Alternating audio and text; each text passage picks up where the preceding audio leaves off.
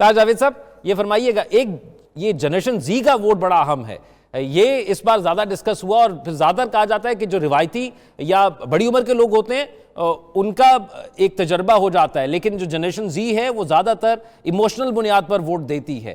تو اس کے لیے کیا کمپین کا کیسا سلسلہ رہا، اور آج پھر کیسی گہما گہمی ہے وہاں پر؟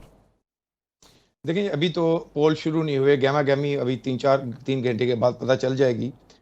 ٹیکسس کے اندر کچھ جگہ پہ تھوڑا پہلے ہو جائے گا، لیکن generation Z will make a huge difference. میں آپ کو بالکل بتا رہا ہوں، میں یہ نہیں کہوں گا کہ وہ جذباتی طور پہ کرتے ہیں. They are more data driven, they are more non partisan. کبھی ان کو یہ نہیں ہے کہ یہ میرے دادا نے ڈیموکریٹ کو ووٹ دیا تھا تو میں نے بھی ڈیموکریٹ کو دینا ہے یا ریپبلکن کو دینا ہے. تو ان کا یہ ہے کہ آپ ان کے اوپر بینک نہیں کر سکتے کہ دے آر آورز. یہ جو کالج کے اسٹوڈنٹس نکلے تھے نا، یہ ساری یہ جنریشن زی نکلی تھی جنہوں نے اپنی ہی پارٹی کے سامنے کھڑے ہو کر کے، اپنے ہی پریزیڈنٹ کے سامنے کھڑے ہو کے بولا تھا کہ آپ سیز فائر کریں. تو میں سمجھتا ہوں کہ دے آر ویری ریلیونٹ. لیکن مسلمانوں کی بھی تھوڑی بات میں کرتا چلوں. مشیگن اسٹیٹ جو ہے نا، وہ ان 7 اسٹیٹوں کا جسے ابھی ذکر کیا گیا اس میں سے ایک ہے. انہوں نے فیصلہ کرنا ہے. ان کے ٹوٹل ووٹ کا 17% جو ہے نا مشیگن میں ہے. تو مسلمانوں نے اس الیکشن میں ریلیونس 1% سے 17% پہ اپنا شو کر دیا کہ اگر ایک اسٹیٹ کو ہارنے کے بعد اس کینڈیڈیٹ کے اوپر کتنا فرق پڑے گا. تیسرا جو اہم سوال آپ کرتے گئے نا کہ یہ پی ٹی آئی نے جو امیدیں، ٹرسٹ می اگر اتنا پاکستان کے اوپر سوچا جا سکتا ہوتا تو ہمیں اور چاہیے کیا تھا. یہاں تو پاکستان ٹاپ کی 50 پرائورٹیز کے اندر بھی اس وقت موجود نہیں ہے. اور جو لوگ سمجھتے ہیں نا کہ یہ واقعی اٹھا کے فون کریں گے، پاکستان کی ریلیونس اس وقت صرف نیوکلیئر پاور ہونے کی وجہ سے ہے. اور سب کو پتا ہے یہاں پہ کہ نیوکلیئر پاورز جو ہے اس کا جو کنٹرول ہے وہ آرمی کے پاس ہے، اور آرمی کو ناراض کر کے وہ کسی بھی کال نہیں کریں گے. یہ سٹیٹ ٹو سٹیٹ ڈیسیجنز ہیں جو ہو سکتے ہیں، وہاں پر بھی ہو سکتے ہیں، یہاں پر بھی ہو سکتے ہیں. ساجد تارڑ صاحب، یہ جو امیدیں آپ لوگوں سے وابستہ کر لی گئی ہیں، ساجد تارڑ سے بھی جو ہے وہ گفتگو کریں گے ہم. تاج جاوید صاحب، یہ پالیسی ٹو پالیسی شفٹ تو کرتا ہے، ٹھیک ہے، لیکن گزشتہ دیکھا بھی جاتا ہے کہ کس طرح ملاقات کی گئی تھی. جب ڈونلڈ ٹرمپ سے ملاقات ہوئی عمران خان کی تو کس طرح ملاقات کی گئی، اور پھر اب جب شہباز شریف صاحب گئے تو اس سے کچھ چیزیں ڈیفائن ہو جاتی ہیں. لیکن اندرونی طور پر آپ کو کیا لگتا ہے؟ ہم اس سے پچھلے حصے میں ہم نے امیگریشن کے مسائل کا ذکر کیا، اسپانسرشپ پر لوگ جاتے ہیں. پاکستانی کمیونٹی کا تو سب سے بڑا مسئلہ یہ ہو سکتا ہے کہ امیگریشن مسائل کیسے حل ہو سکتے ہیں بنیادی مسائل کے اندر، جس کی بنیاد پر وہ کسی کو اگر ووٹ دیں گے. اور 7% کوٹا ہے، ہم نے پہلے بھی یہ ڈسکس کیا کہ ہر ملک کا. تو کیا ان کو ایڈریس کرنے کے لیے بھی کوئی اقدامات کمیونٹی کی سطح پر، یا جو جس طرح آپ جیسی لیڈران ہیں جو ایکٹیولی سیاست میں حصہ لیتے ہیں، وہ کیا کردار ادا کرتے ہیں؟ اس وقت جو موسٹ اتھینٹک ڈیٹا آیا ہے، جو اپنا سروے آیا ہے، کیئر نے سروے کرایا بڑا، اس کے اندر 40% جو ہیں وہ کاملا کو ووٹ پڑا ہے مسلمانوں کو، 40% جیلسٹائن کو پڑا ہے، اور 20% ٹرمپ کو پڑا ہے. اور یہ 20 بھی مشیگن کے اندر جو انڈورسمنٹس ہوئی ہیں اس کے بعد نکلا ہے، ورنہ اس سے پہلے کچھ نہیں تھا. تو یہ ہے جو اس وقت مسلمان، یہ سارا اموشنل ڈریون ہے. سب کو پتا ہے کہ جیلسٹائن کو جو ووٹ دینا وہ صرف ہم نے ایک اپنا وہ اسٹیٹمنٹ ڈیلیور کرنی ہے، اس سے کوئی اور فرق شاید نہ پڑے. لیکن بہرحال اس وقت اموشنل ہیں. پاکستانیوں کا، مسلمانوں کا سب سے بڑا مسئلہ ٹرسٹ می آج بھی جو ہے وہ پیلسٹائن ہے.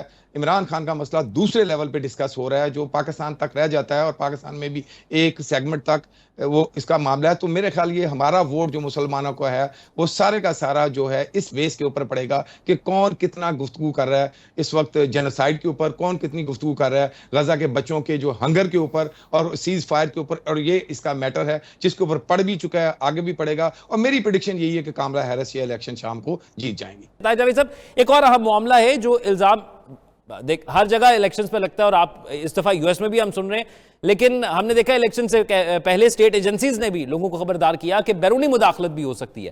تو یو ایس میں بیرونی مداخلت الیکشنز پہ کس طرح اثر انداز کرتی ہے؟ جی بالکل کرتی ہے. لیکن تو اگر آپ مجھے الاؤ کریں، یہ نجم ثاقب صاحب کی جو میں نے بھی یہ ساری بات سن رہے تھے، بہت اچھی باتیں کی، بہترین شاعری تھی، اس کے اوپر پوری کتاب لکھی جا سکتی ہے. لیکن اینڈ آف دا ڈے وہ خود ہی اینڈ پہ خود بھی بول گئے کہ کاش کہ یہ ایسا ہوتا جو یہ سوچ رہے ہیں. یہاں کا جو عام ووٹر یا ایون کانگریس مین اس طرح آج نہیں سوچ رہا، اور یہ ہمیں اس کی مارکیٹنگ کی ضرورت ہے کرنے کی. اچھا، اب یہ بیرونی آپ نے مداخلت کی ہے. میں ہلری کلنٹن کی کیمپین کے اندر بہت ہائی لیول پہ انوالو تھا، اور اس کے اندر رشیا نے بہت ساری چیزیں ڈی این سی کی ہیک کی تھیں، جس کے اندر میرے ذاتی اکاؤنٹس بھی ہیک ہوئے تھے.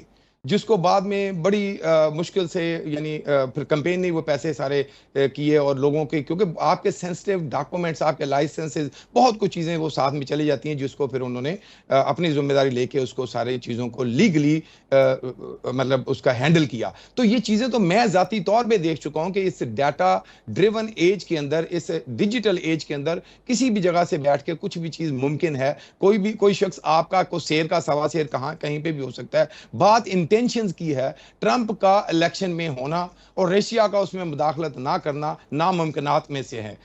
سب کو پتا ہے کہ سب سے زیادہ فائدہ رشیا کو ٹرمپ کے الیکشن میں جیتنے کے بعد ہونا ہے. تو اس کی پاسبلٹیز اس کی بہت زیادہ موجود ہیں اور وہ ایک ہی سائیڈ کے اوپر ہوگی اور اس کا سدباب کرنے کے لیے. اور اس کے بعد اس الیکشن میں سب لوگوں نے پہلے بھی دیکھا کہ جب الیکشن ہونے کے بعد جہاں سے آپ نے شروع کیا تھا یہ سیکیورٹیز کے ایشوز جو ہیں. لیکن میں ایک چیز آپ کو بتاتا چلوں جو ابھی تک کسی نے ڈسکس نہیں کی. اس الیکشن کو ویلیڈیٹ کرنا جس ایک شخص نے ہے وہ vice president of the country ہے کاملا ہیرس.